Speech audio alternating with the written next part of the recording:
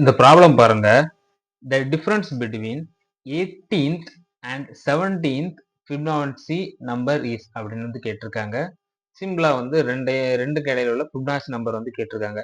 இந்த Fibonacci number இந்த ரெண்டுக்கு இடையில உள்ள Fibonacci நம்பர் நம்மளுக்கு தெரியணும்னா நம்மளுக்கு ஃபர்ஸ்ட் Fibonacci எண்கள் அப்படின்னா என்ன அப்படிங்கிறது தெரியணும். அதானே பாருங்க.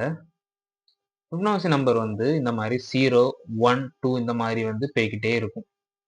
ஃபர்ஸ்ட் வந்து ஸ்டார்டிங் வந்து 0வா இருக்கும். இந்த 0வும் 1யும் கூட்டினா என்ன வரும்? 1 வரும்.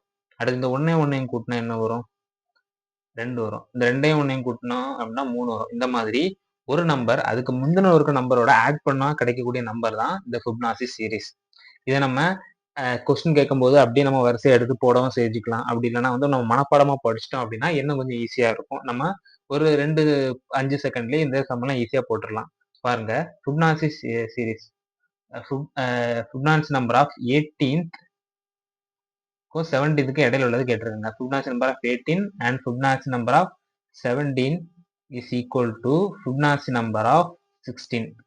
ஸோ 18க்கும் 17க்கும் இடையில என்ன நம்பர் இருக்கும்? இடையில இருக்க நம்பர் பார்த்தீங்கன்னா 16 தான் இருக்கும். ஏன்னா ஒவ்வொன்றும் இதுக்கு முன்னாடி இருக்க நம்பரோட கூட்டுனாதான் அடுத்த நம்பர் கிடைக்க போகுது. ஸோ நம்ம Fibonacci number of 16 கண்டுபிடிச்சாலே இதோட ஆன்சர் வந்துடும். இந்த சாட்ல பாருங்க Fibonacci number of 16 வந்து என்ன வேல்யூ கொடுத்துருக்காங்கன்னு பாருங்க. 987 இருக்குது. ஸோ நம்மளோட வேல்யூ பார்த்தீங்கன்னா 987 ஆப்ஷன் டில கொடுத்துருக்காங்க. இதே நம்ம இந்த ரெண்டையும் மைனஸ் பண்ணி கூட எழுதலாம். என்ன Fibonacci நம்பர் ஆஃப் 18 என்னது 2584 மைனஸ் Fibonacci நம்பர் ஆஃப் 17 1597 இந்த ரெண்டையும் மைனஸ் பண்ணோம் அப்படின்னா 7 17 8 14 9 அப்படின்னா கூட அதே நம்பர் தான் கிடைக்குது 987. இதோட ஆன்சர் பார்த்தீங்கன்னா 987.